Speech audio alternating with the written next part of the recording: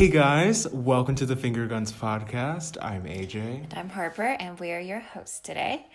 And we have another special guest for you guys. I'm Karina Sean Fawn, or KSF, whichever you prefer. Yeah, Karina's a good friend of ours from our middle school. Yeah, we don't go to the same high school, unfortunately. Karina, what high school do you go to?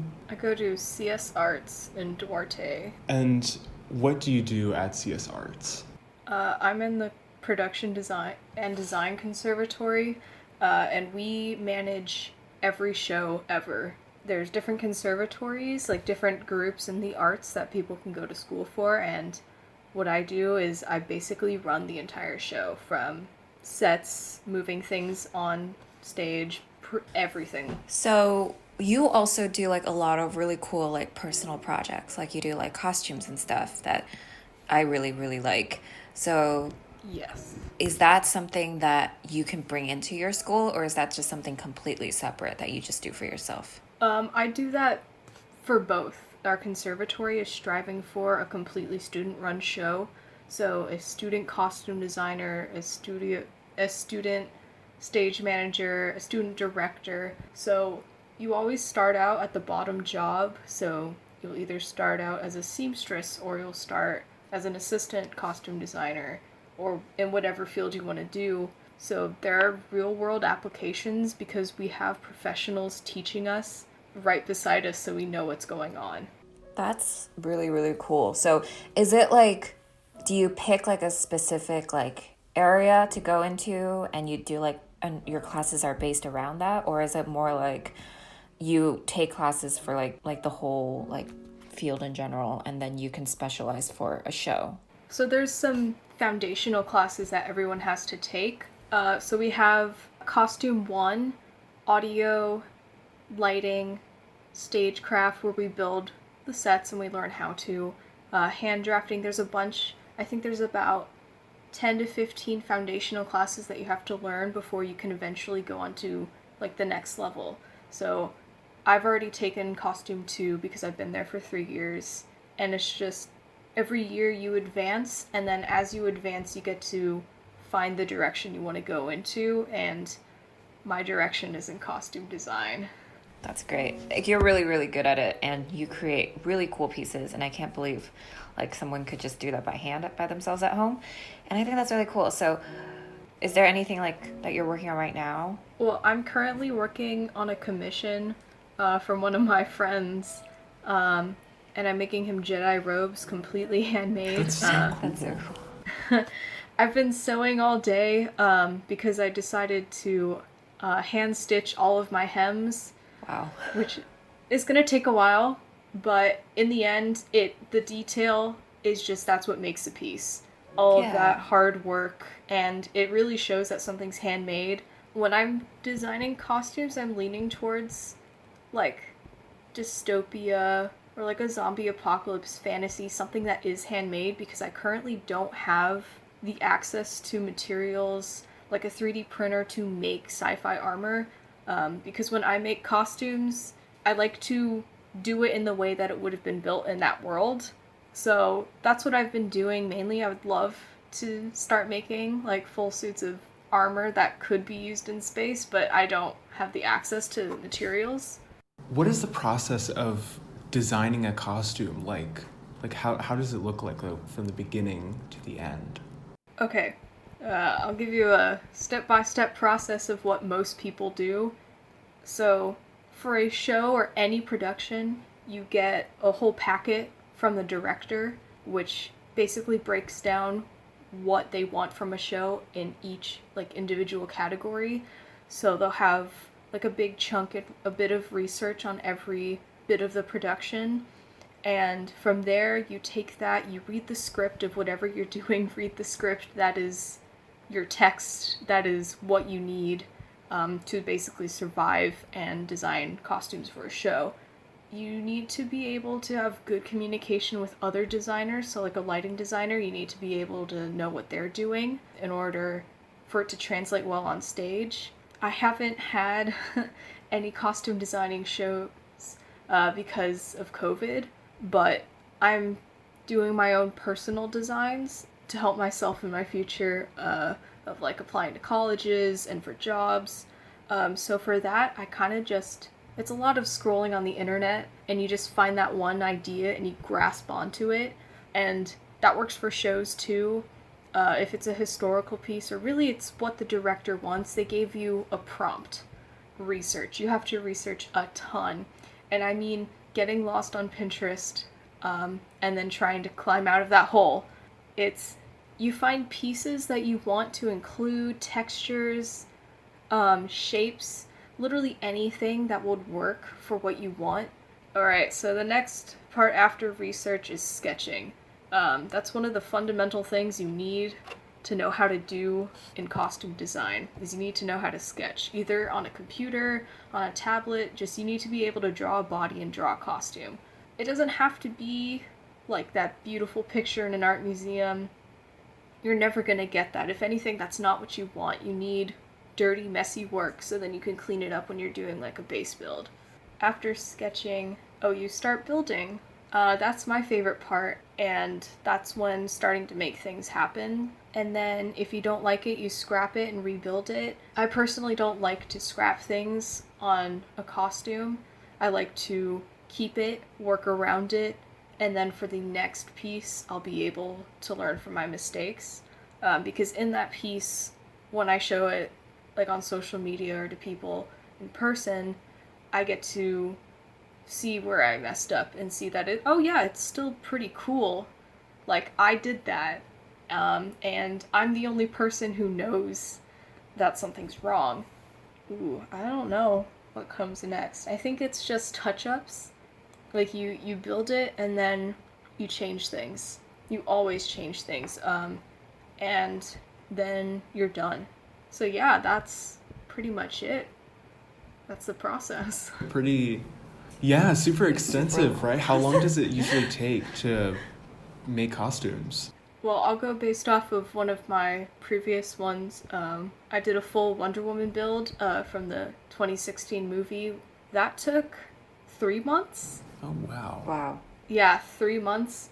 I could have done it in like maybe a few weeks, but like I was in school. I was also working every show and event. And like you need to rest and give yourself a break. So 3 months if you really want to do it well. Also, it was my first time doing like a full foam build. I think if I did it now, it would take like maybe a month, probably less.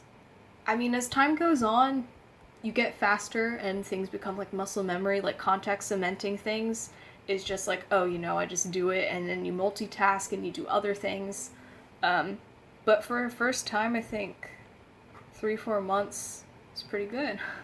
That is pretty good. I know. Just listening to your whole process sounds like it would take a long time. And you're doing it all by yourself, like I know like professionals probably can outsource some of the work, but you made it all by yourself. So that's super impressive for one thing. And I think another thing is like a lot of times we forget everything that goes into a show, like set design, costume design. It's what makes the show. Without that, it really wouldn't be as compelling as an experience. So I thought we all think that's super cool. And we love like going to costume fittings, but that's really all we do. We just get fitted and they give us what to wear. We don't do any of the processing part. So it's really cool hearing like what goes into it. You're also in production design, right? Yes. So for like building sets, is it like a similar process? Okay, so for every single part of a production, audio, lighting, hair and makeup, costume, set design, scenic design, it's all the same exact process, just a variation and in that field. So you start with what you get from a director. You have their idea, their thesis for what they want for the show, and then you go branched off of that. You start your preliminary designs, which is either sketching things, building things, scale models. Those are especially useful for scenic design. But yeah, every part of a production has a process to get to that end result. I've personally been a props designer for a show. I read that script like over 20 times for a show, and like every week things would break, things would change. You have to go with the flow, and that's with every part of a production. Wow, that's sounds like, I mean, it's a lot of hard work, but it does pay off when you see it in its like final form, right? Yes, it does. Our school, since it is an art school, everyone of power at the school knows that P&D production design, like without us there would be no art school. There would be no arts. There is a quote that someone put in the yearbook from P&D who said, "No one really recognizes us for all the hard work we do." And let me tell you, this was the smallest quote in the littlest corner of a page, and it really just showed, like, yeah, we don't get the recognition. And I'm a little upset about that because, like, you know, every now and then you want to be told you've done a good job. So, to all the listeners who are part of P&D, y'all are doing great, fantastic, and I support y'all. Yeah, production design deserves so much more recognition than it gets. I mean, yeah, I completely agree. So, way to go, production designers. So, do you have any advice for people that want to go into production/costume design? If you find something that you want, that either you personally want a costume or you want to make something on stage, do it. Just do it. Like, there's nothing that can stop you. If you have the mindset to go and create something, and like you need to do it. It'll take a lot of hard work. You'll put literal blood, sweat, and tears into this project, but the end result, you feel over the moon. So if you find something online, you see a costume that you want, you see a prop that you want, go out and make it. Because nothing's better than getting recognition from anyone that, oh wow, you made that? That's like the best feeling in the world. Is there like a project that you've worked on, like personally or for a show, that's like just your favorite? Like you're really proud of like one thing that you've done, like that stands out for you personally? It's my Wonder Woman costume because that was my first thing. I started making that when the movie came out. So 4 years ago is when I started this little journey for costume design. Is I was like, oh my gosh, I want to make that. And then I just, I did, and then I revisited it 2 years later. So now it's kind of become, well, every 2 years I'm going to remake my Wonder Woman costume. Just to see how far I can progress and to see really what I can do and for other people to see that they can do this too. Like, you always start from the bottom and you just gotta work for it. Yeah, that's super awesome. We've seen her costume, by the way, because we follow her, and it's really cool. It looks really real. And not only like did she do just like the outfit, but she had all the accessories, and it was just really cool to look at. And yeah, so you should be super proud of that. And you should be super proud of everything else you've worked on. Like, I'm just scrolling through my feed sometimes and I see something she's done, and it's just wow. Because I'm not a very crafty person. Maybe that's also why. But it's just incredible, just all the work that you've done. Thank you. And thank you, Karina, again, for stopping by and for this really special view. Like, just look into what happens behind the scenes. So thank you so much, Karina. Again.